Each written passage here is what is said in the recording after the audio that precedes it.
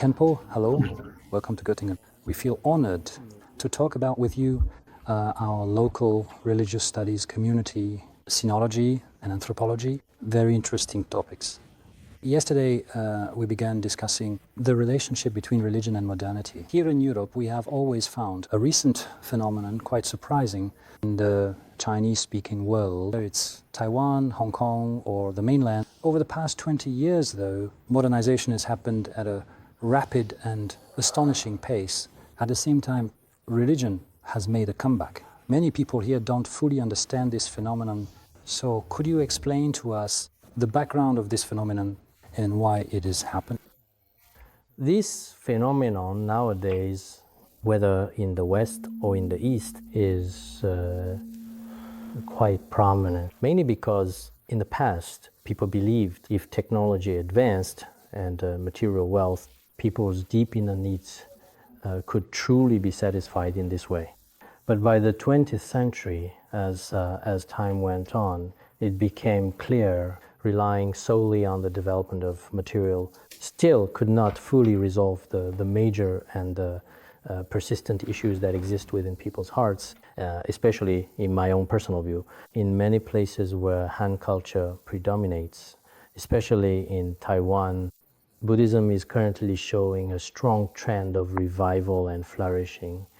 I've also observed the reasons for this because in the past, some religions, mainly Christianity, were also very flourishing in Western countries. So what exactly has Buddhism provided for them in their lives up to this point now? Primarily, in the past, for example, many people on the mainland did not truly have space for religious faith, or rather, they did not have the conditions for faith. Now, as things are gradually opening up in various aspects in our daily lives, all around us, including the lifting of many internal restrictions, their hearts have slowly, gradually become completely empty. This kind of emptiness requires a kind of spiritual wealth, and this wealth happens to be something that religion can provide. Moreover, it is important to note that many people in the West originally had a religious faith. Now, for those who no longer have faith, even having enough material wealth may not be enough. They still need nourishment for the soul. And this nourishment happens to be found in religion, especially in Buddhism, focusing on Tibetan Buddhism. I believe this is a special kind of karmic connection. In addition, some of the theories in Buddhism can truly withstand rigorous scientific scrutiny, as well as the challenging, and as a result, there happen to be many young people and intellectuals. I have a truly great interest in this knowledge and understanding, and I truly believe that it will not decline, at least. I think the way you introduce this raises two questions for me. The first question is, with the development of science, the comfortable material life it brings seems to have later lacked a spiritual foundation, lacked a kind of faith. People say why religion is reviving is to make up for this problem, this deficiency. In addition to material progress, some religious faith so that life can be more comfortable and meaningful. But there is a problem. The progress in material aspects and the lifestyle it brings with it day after day, and also some of its ideological aspects, as well as some of its foundations and worldview, are they not perhaps in conflict with faith? Because of scientific and material development, what is its premise? We treat everything globally, treating everything other than people as objects. It simply exists outside of us. It's manipulable, something we can change, something you can alter at will. So we've transformed the Earth's ecosystem. We have changed the planet into something completely different from what it was 100 years ago. Now, this kind of worldview, its most fundamental and basic assumption is that there is truly nothing beyond humans. So the external world we face, transcendentless, there is simply no religious force. Because of this worldview, science has become so advanced, and material life has progressed so much. So in this context, if my way of thinking is correct, religion's revival is not enough to make up for the spiritual emptiness from material development, but is actually in contradiction with it. We always felt that the religious revival currently in China, we simply feel incomprehensible. Looking at the current situation, in Taiwan past 20, 25, 30 years, mainland China past 15 to 20 years. This revival of Buddhism in particular, I think in many respects is at odds with contemporary scientific and modern lifestyles, has had some contradictory aspects, but there are also areas where they can coexist. So, in your opinion, regarding the current Buddhist revival, in relation to the modernization of the mainland and the economic models and attitudes of modernization, are there no contradictions between them? This is how I see it, because if our religious faith truly exists only on the level of belief or faith, then it can be said that there is a certain contradiction with material things, because it is purely emotional, just a kind of subjective ideology within one's heart. If it operates solely as this kind of ideology, then when it comes to viewing the material world, for example, contradictions will exist. However, if this religion is built upon not only on an emotional faith, but also requires a kind of rational wisdom, if its wisdom guides the development of the entire world, then in this case, even as material things continue to develop, in terms of enjoying material things, manipulating material things like this, in fact, one uses wisdom to make choices. So I believe generally our religious faith and the external material development of society have contradictions. So what exactly are these contradictions? If religion is viewed as a form of superstition, or to put it another way, if it's not superstition, but is held with a mindset lacking in wisdom, then it is likely that material things and religion will have conflict. However, if wisdom is in fact present, in other words, that is to say, as Buddhism itself sees it, whether it is the view of equality towards the entire world or the view of compassion for all living beings and so on, these perspectives, one could say, as development continues advancing, are actually needed more and more in terms of mindset. So I believe that current Buddhist revival in China, actually this is, people should have found a kind of spiritual refuge. It's not that it is really, though if you blindly pursue, but in reality it is without a doubt a truly wise. It has not significantly hindered material development. It conflicts with this during material development. Finally, religion will die out, or natural science will die out, should be said, is unlikely to happen. Okay. The way you just explained it, honestly, that really makes sense. There's still something I don't quite understand, because I feel this material development brings about a lot of destruction. We want comfort. We want everything. We want cars, houses, equipment. But this equipment doesn't just fall from the sky. We explore the Earth's irreplaceable natural resources. So our destruction of nature is enormous, not destruction of nature, but also very destructive to humans. For example, our current economic model is based on a company's profit as most fundamental standard. So the way they make money and its impact on people, they don't really care about it. Domestically, there are rules. Abroad, there's no oversight. So this economic model, the cost of material development is very high. Must it rely on some kind of spiritual force, a religious power to make people live more humbly, to live more simply? Otherwise, even though we can use religion to emphasize equality, give life meaning, the destruction caused by this attitude toward life actually can't be solved this way. So this is still a problem. If you look at environmental issues in mainland China, the destruction of nature is very clear and the pollution problem is serious. So I think between religion and this kind of development, there is still a certain degree of tension, a contradictory relationship, isn't it?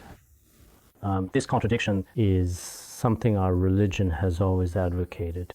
Our religion teaches that your wealth should not be excessive, but you also shouldn't be too poor. As long as people can survive and live, having enough food, clothing, shelter, and transportation is enough. This is what our religion currently promotes as its basic thought or philosophy.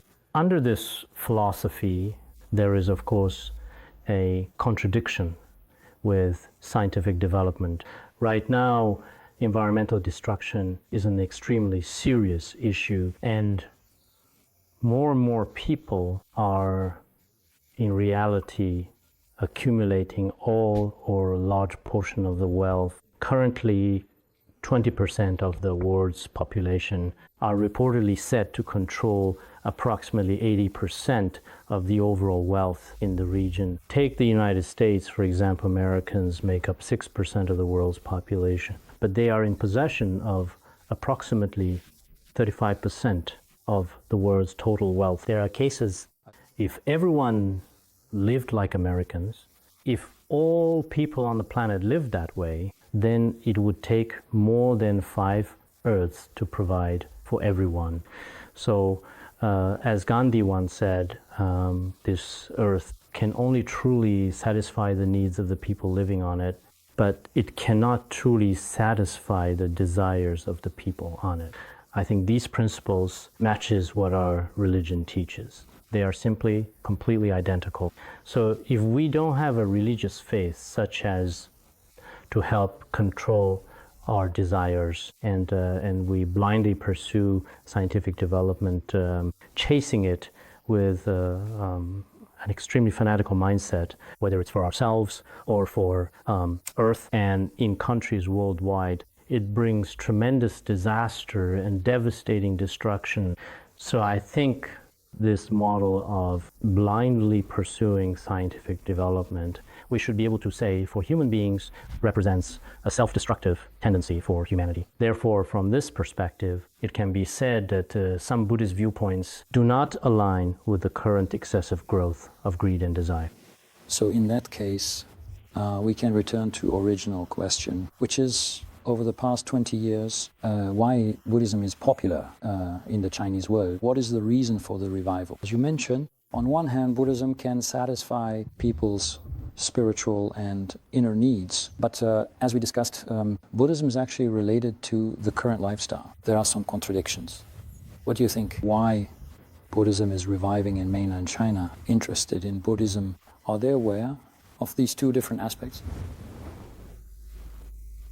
This regarding the mindset of many Han Chinese people on the mainland, I understand this. Of course, some behaviors do directly conflict with their way of life. The monastic lifestyle, or things like going into retreat and so on, for people living in a big city, these are quite difficult to practice. But most Buddhist concepts not only do not conflict with their daily lives, and he can have just a little tiny bit that can be applied frequently in daily life in various situations. How do they actually use it in their daily lives or at work? Some rituals and practices, they have always been old traditions. If we follow the mind of modern people, if we don't keep up with the times, then these old traditions will be hard to do for modern people or be carried out in this world. But when it comes to Tibetan Buddhism, it is a kind of science of the mind. I believe it's a science of the mind, and it can always provide guidance for boosting happiness and reducing suffering. There is a good education. This kind of education does not require any packaging from ancient traditions. In any era, in any society, throughout history, it can be directly promoted. And people in society, whether they are from the East or the West, will all certainly benefit from it. For example, how do we view the world? How do they view relationships between people? How do we find satisfaction within ourselves? How to restrain excessive desires? Methods for addressing excessive anger and jealousy, ending negative mental states, how to maintain inner calm, all kinds of matters related to the mind. If we promote them, then no matter where in the world, it will be easy to do so. If Buddhism has always remained something confined to monasteries, or just a tradition or a ritual, then these rituals, in the context of modern society, amidst the rapid development of technology, will face obstacles, can't avoid it. Because nowadays, everything about people, including their clothing and their hobbies, when compared to the earlier times, probably the 1950s and 1960s, compared, these are, even the clothes people wear can be not the same. And many behaviors and rituals are also different. So why has Buddhism always kept up with the times and everything else? I think the reason is it is a spiritual education. I also think that these traditional forms of rituals, in particular, it basically is providing people with a foundation for a sense of belonging. This is a traditional way of life. I like these rituals. It feels really cozy. It's an identity for Chinese people or those from certain places. But you mentioned the science of the mind, and I find this way of putting it interesting because you kept mentioning that Buddhist theory is, in fact, closely related to science. Could you elaborate a bit more? What kind of relationship is this? In which aspects do Buddhist theory and science share common ground? Mm-hmm. Because I have made some comparisons before, so-called Buddhism is especially vast, you could say. It's as boundless as the sea of books. So-called science includes natural and social sciences. There's so many different categories when you classify them. But the point I really want to emphasize is that when it comes to the science of the mind today, in the field of the science of the mind, everyone for themselves will pay attention to it. For natural or social sciences, some external research, I might like physics, but I might not like anthropology. There are such cases. But when it comes to this kind of science that deals with mind's pain and joy, or in daily life, in our everyday routines, the focus on our state of mind, at this time, everyone will have a shared feeling. And this feeling happens to be what Buddhism, especially within Tibetan Buddhism, such as meditation practices in Tibetan Buddhism, this inner calmness, no matter what social class it is, whether you have faith or not, he needs a peaceful state of mind. When people are restless and under considerable pressure in such a rapidly developing society, he needs peace of mind. This inner peace happens to be something that can be found in Buddhism. So I think within Buddhism, there are many different things that everyone can make use of. It is a kind of science like this. What is science? Science is also a kind of superior knowledge that for the time being cannot be disproven. Therefore, Buddhism happens to the pain he suffered and endured and a sense of relief and coolness. Why are so many people nowadays are exploring the spiritual science of Buddhism in some way, to some extent? I myself, especially when it comes to the subject of spiritual science, have read many books. When comparing these two in particular, many people who pursue Buddhism are not doing so blindly. It should be purposeful. And some people, once they start learning, are reluctant to leave. Only superstition, or if it brought them nothing at all, given today's pragmatic society, many people just start learning a little bit, they spit it out after learning. They won't continue to bite. I also think we can see people who live overly stressful lives.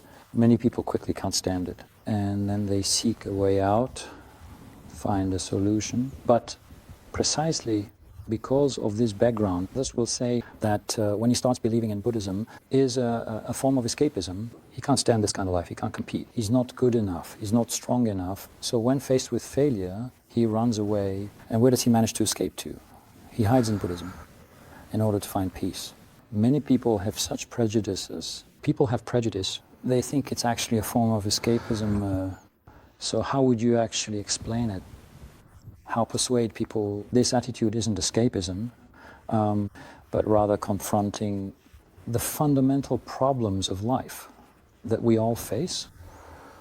Because when I talk to my friends, they feel that it's simply escapism, that you just can't quite handle it, that maybe you're just not strong enough. I have to explain to them, actually you are the ones escaping, you are the ones not facing the core issues of life.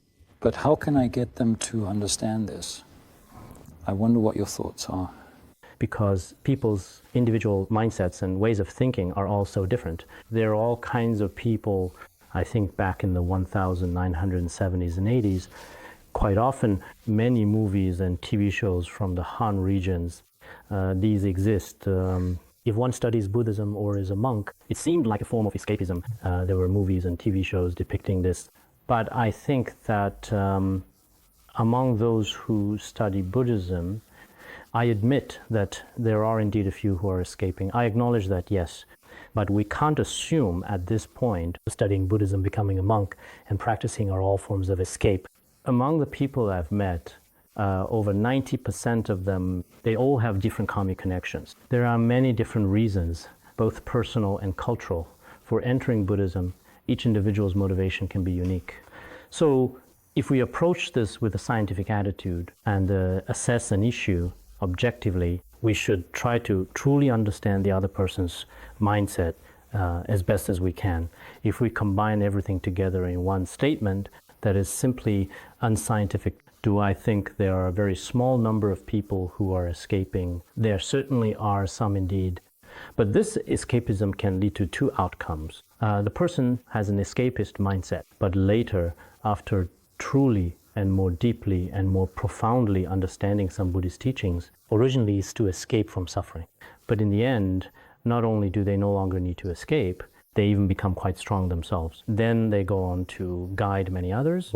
We have some monks in our area. At the very beginning, he was indeed, at that time in his life, saw some rather discouraging things.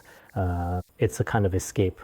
But then he learned, after finishing their studies, they gained some real, truly meaningful understanding. Then, in different situations, regardless of their nature, whether they are simple or complex, they could use their own experience and knowledge to persuade others. There are people like this. There is another person who have an escapist mindset. You also haven't entered in the ocean of knowledge in Buddhist scriptures. They try to escape, but in the end still fail. Such situations exist. So looking at the overall picture, people who study religion now, as if they are simply superstitious and perhaps even a little bit irrational or bound by some old outdated ideas and beliefs. That would be unwise, because behind religion, behind faith, there are very profound meanings. Prior to the moment when we were able to fully comprehend and truly understand what its real meaning was, we did not yet grasp the significance it held. If we make judgments prematurely, the consequences could be unimaginable. I see that recently you've gone to the West for lectures. So what do you think of Buddhism in the West? Is there a lot of potential for its growth? I'm not entirely certain about Buddhism's opportunities and potential in the West, because on the one hand you see people in the West tend to be more tolerant. I went there 20 years ago. In several Western countries, I felt it was quite unusual at the time. European and American countries were under the influence of Christianity for such a long time. But now, many people are mainly studying the traditions of Tibetan Buddhism. Judging from this trend, if conditions allow, there should be opportunities for further development or even a revival. On the other hand, well, because Buddhism in the West may focus more on certain rituals. It doesn't have, like in the Chinese regions, a systematic study, contemplation, practice. If that's the case, then especially when young people get older, they consider religion as superstition. Their hearts have not integrated into the genuine wisdom of Buddhism. So even if, in terms of terminology, like other religions, more people sign up. In reality, those who are truly knowledgeable about the religion may not actually be that many. So regarding the future development trend of Buddhism in Europe and America, to be completely honest, I'm not very certain about it either. From one perspective, there's some hope. It's strange, as they also welcome many great masters of Tibetan Buddhism, including those from Chinese Buddhism as well. But on the other hand, especially some people in Europe and America seem to have what you might call advanced or leading cultural thinking, which is hard to change. They believe that, for example, some professors I've recently interacted with, even when something clearly makes sense, but they just can't get into it. Their minds have already become set in their ways, and when they're fixed in thinking, though others make sense, they still firmly believe that their own reasoning is in fact correct. This is an idea that some people in other places have. It's a bit different and very hard to change. In this kind of state, no matter how reasonable Buddhism is or how much realization they have, they still might not even acknowledge it. I don't really understand the development of Buddhism in the West, but from my observations, I think besides this escapist mentality, which of course does exist, there are also political reasons, mainly because of the Tibet issue. Of course, many people are genuinely interested, but to what extent they really understand it, I can't say. I often see books with titles like Achieving Self-Fulfillment or Self-Satisfaction Through Buddhism. I think this doesn't align with Buddhist teachings. It might not be quite appropriate. It's not the same, right? Yes. It's somewhat like focusing on making money. That's not the same as the ultimate Buddhist teachings. These exist in Buddhism too, practicing yellow Jambala and more. Nowadays, a lot of people really have this tendency. They especially like wealth, peace, and health. But we say these are temporary Buddhists, not exactly the best Buddhist, I suppose. A true Buddhist should understand the essence of Buddhism and have some realization themselves. So I see that Buddhism spread in the West.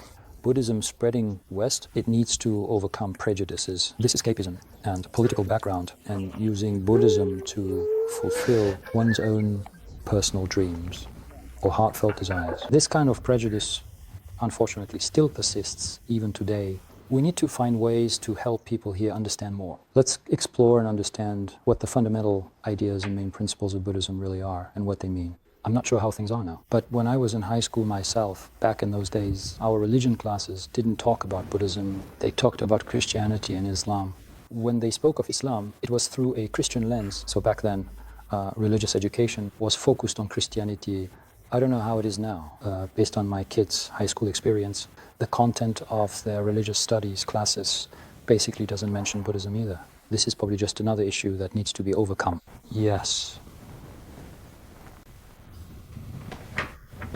I don't know if you, Khenpo, specifically about the state of research here or about our research on Buddhism. Are there any issues you'd like to raise yourself? Sure, absolutely. First of all, Professor Schneider, you are truly distinguished, and I have actually seen your introduction on the internet before as well, just so you know. You are a renowned historian internationally. As a German person, you can speak Chinese with remarkable fluency, which I truly, deeply, and greatly admire. You haven't forgotten your native German. You are also proficient in English and Mandarin. This is quite simply truly admirable. Thank you, that's too kind. The question that I want to ask today, and it is an important one that has been on my mind for some time now, is because as we saw today, this classical library, which has a history of 400 years, I was amazed to see so many ancient books inside. They are works from the 17th century, impressive. At the same time, I also know that in modern civilization, it should be said that the one who has won the most Nobel Prizes of all time. So, as a German, personally speaking, while also maintaining such classical heritage, in Göttingen, we noticed many houses are over 100 years old. It's something you very rarely see elsewhere. We observed that in terms of material culture, the ancient traditions have been remarkably well preserved. While also in the process of modernization, it has also achieved such very obvious scientific development in the field. What methods do Germans typically use in their daily lives? Because nowadays, in many countries, some are too traditional and conservative. They don't open up to anything, while others are too relaxed. There are no ancient traditions at all. I won't talk about other places. Germany may also have various issues, but from a cultural perspective, what kind of approach do you think should be used in this situation? New and old can always complement each other and continue together. What I saw this time was only the external side from books about natural and social sciences, as well as from architecture and such.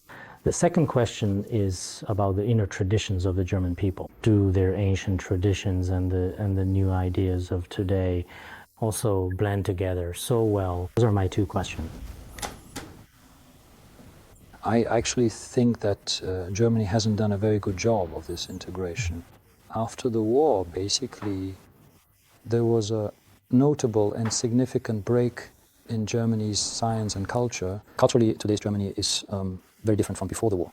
Very different in many ways. This has positives, negatives. It's not necessarily a bad thing. What we see now, protection of cultural relics is good. That has to do with the war's destruction. Too many things were simply destroyed. Basically, in total, of the valuable buildings Germany had prior to the outbreak of the war, less than 10% remained after the war. Everything was bombed. Protection of cultural relics. It's also about rebuilding this country. That's one of the main purposes, one of the key motivations. If you go to, for example, places like Frankfurt and Berlin, you realize that those cities, if you look at photos from before the war, it's completely different. All the pre-war things, except for rebuilt streets in the city center, everything else is new. This is also, in many ways, a consequence of history. Germans protect cultural relics. It is very thorough, because the things that actually remain compared to before the war are not many. The development of science has also changed greatly. German science before the war was very renowned and respected. This truly had absolutely nothing to do with Germany's politics at the time. German culture and nationality, I don't think it was related to those either, but rather to Germany's historical and geographical position at that time, because from the Middle Ages onward, prior to the Second World War, Germany was basically the central region of all Europe, whether going north, south, west or east. You had to pass through Germany. In terms of culture and intellectuals, Germany's pre-war culture included many cultural elements from outside Germany. Eastern European Jews came in and also learned from France and Britain in the West. So at that time, Germany was basically Germany is a country influenced by many different cultures. That's why before the war, there were many famous people in the sciences. It wasn't just Jews who had foreign backgrounds. Take my research of Chinese academic circles during the Republican period. The two historians I study, one is Fu Xinian and the other is Chen Yingke. Both of them studied in the US and Germany. At that time, professors at Berlin's Humboldt University in the 20s, 2/3 were Jewish. After the war, they either fled to the United States or had already died. At that point in time, after the war, Germany had no way to continue inheriting that scientific tradition. Germany led sciences. It was developing pretty well, actually. From the economic region, needed these technologies. But in the humanities, it was relatively weaker, especially when considered alongside the others. It's not that it was completely cut off, but a large part of it was, in fact, almost completely and almost entirely severed. Such protection of cultural relics and culture has been quite successful. But behind this, there is also a kind of failure. The cultural and intellectual development of Germany after the war in particular, in terms of political system, of course it is absolutely much better than before, without a doubt. But when it comes to culture, in particular, to be more precise, I would personally say it was a kind of decline, a kind of degeneration. Because if you look at pre-war German music, German literature and philosophy, there were many interesting and famous developments. Just looking at philosophy, post-war German philosophy, there were basically very few people left, almost none. Pre-war German philosophy, for example, some influential ideas were later inherited by the French. The French ones are Lyotard, Derrida, Foucault, these people, those who are very famous now, some great masters, well known in philosophy and culture. When they were writing their doctoral dissertations, they were all studying pre-war German philosophy.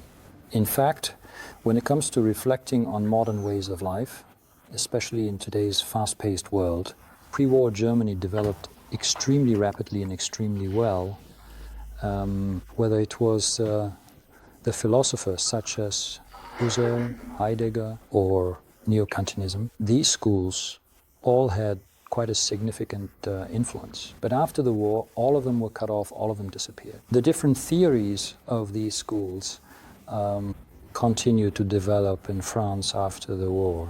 So from this you can also see quite clearly the cultural destruction from the two wars. It was truly enormous. Doesn't mean nothing new, because Germany, for its geographical location and the unique fundamental characteristics of its language, is gradually developing some new things.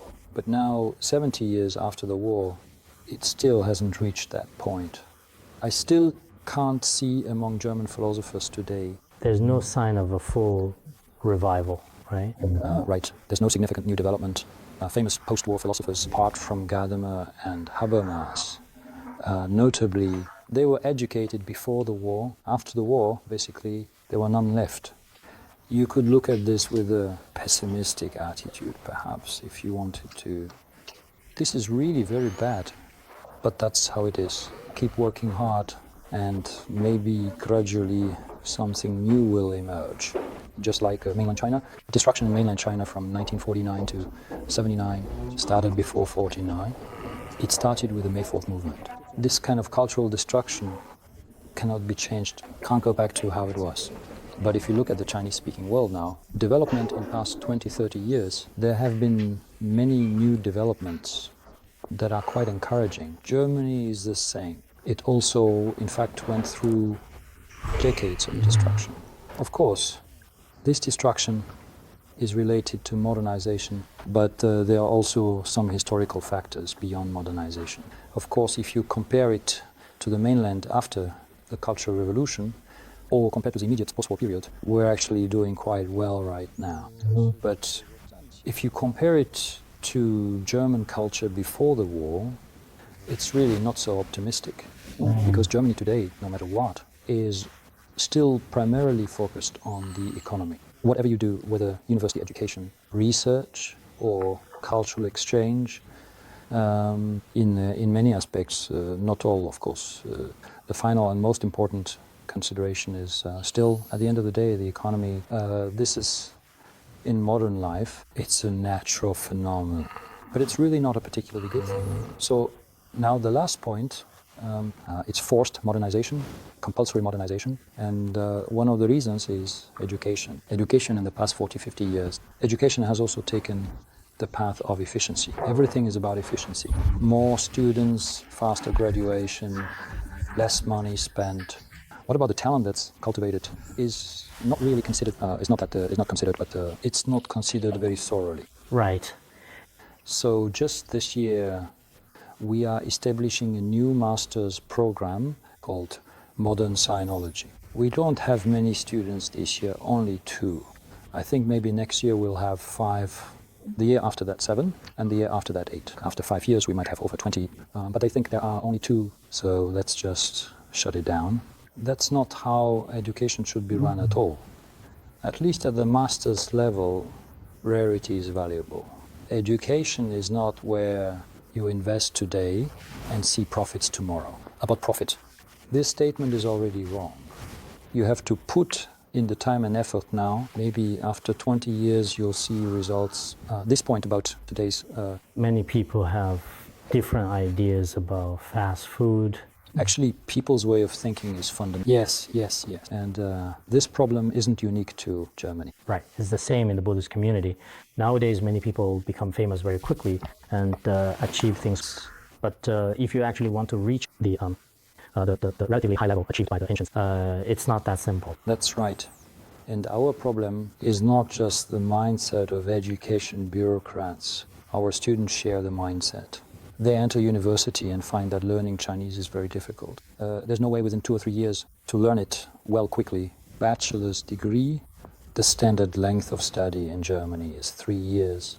I always tell them, it's okay for you to learn a bit more slowly. You can stretch 3 years into 4. It's absolutely fine, even if it means spending an extra year's worth of money. Living as a student these days isn't actually that expensive. But this way, you can learn better. They say, but if I do that, I'll be so old when I graduate. I tell them, you'll only be 21 when you graduate. Is that really old? But they still use this idea of speed and efficiency to think about their education.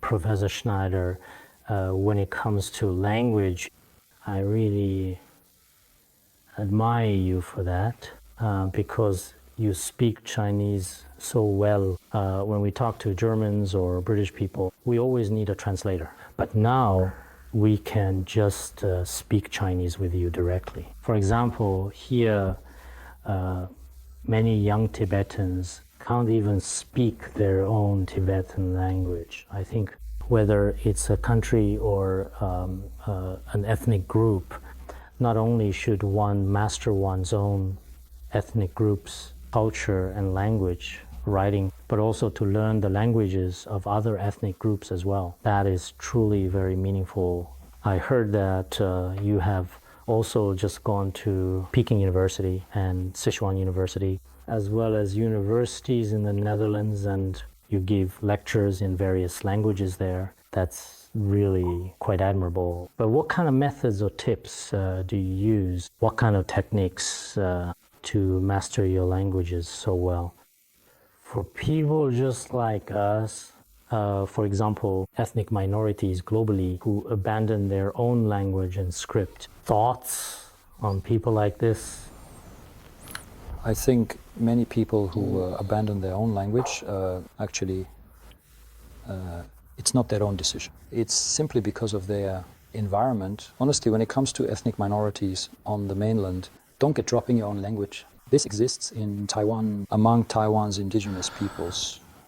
These days, most young people can hardly properly speak their own mother tongue. This is related to the societies they face. They want development in Taiwan. If working or studying in Taiwan, they all have to use Mandarin Chinese when speaking. Moreover, their way of life has also started to change. Their own mother tongue, the culture it holds, the worldview it embodies can no longer be used. It no longer fits current life. So naturally, it gets abandoned. I remember when I got married in Taiwan in 1995.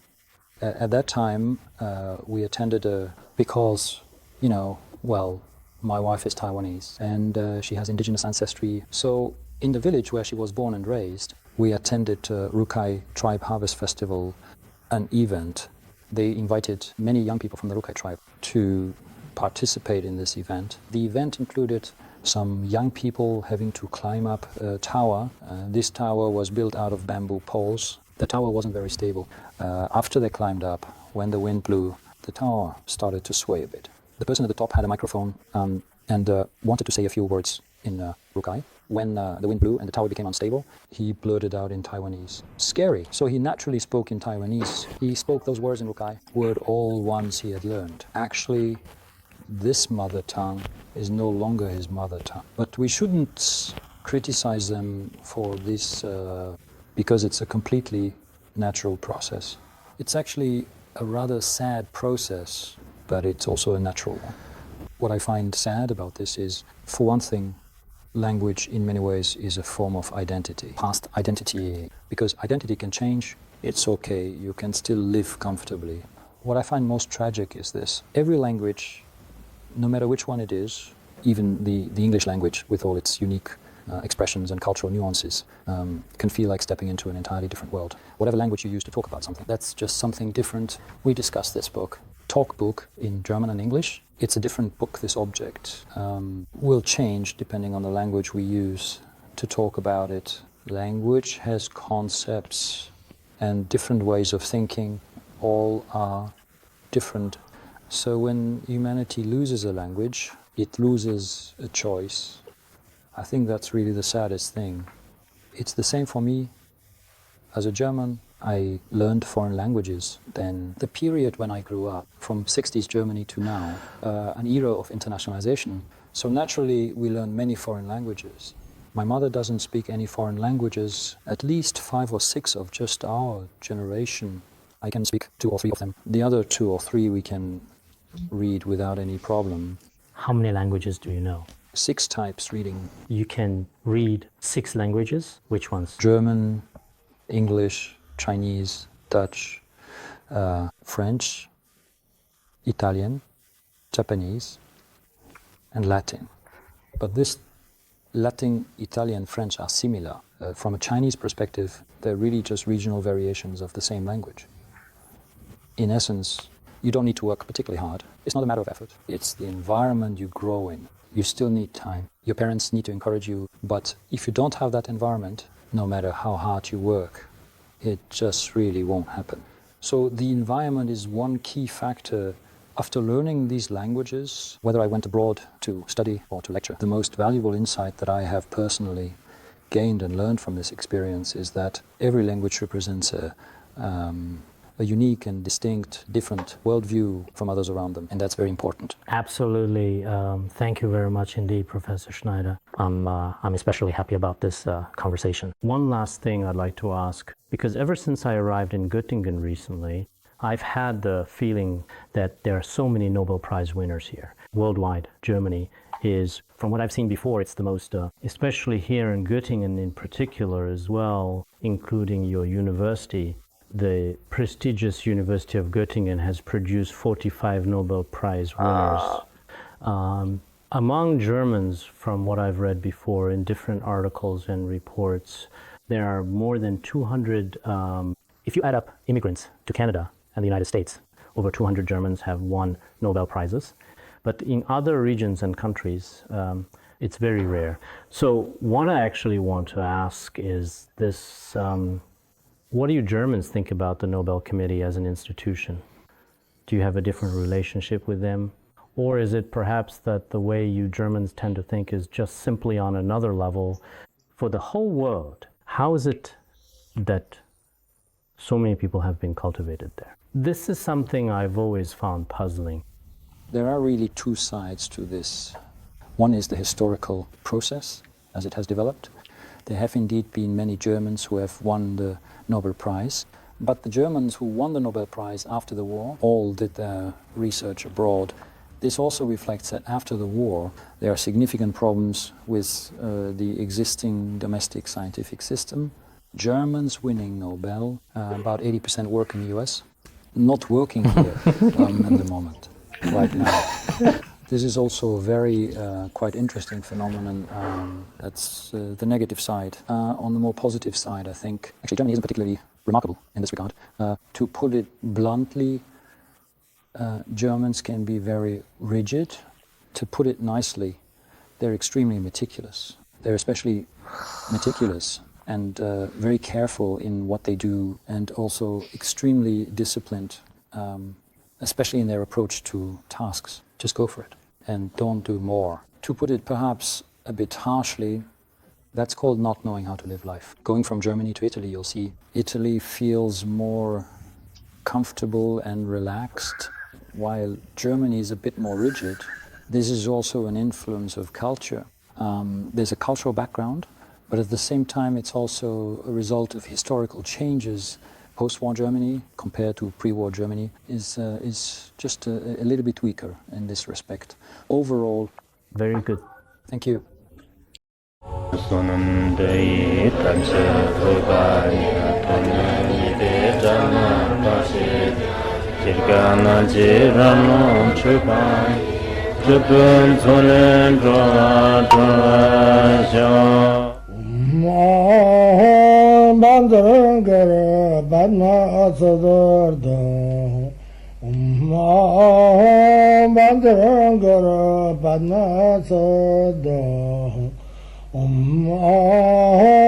Bandara Bandara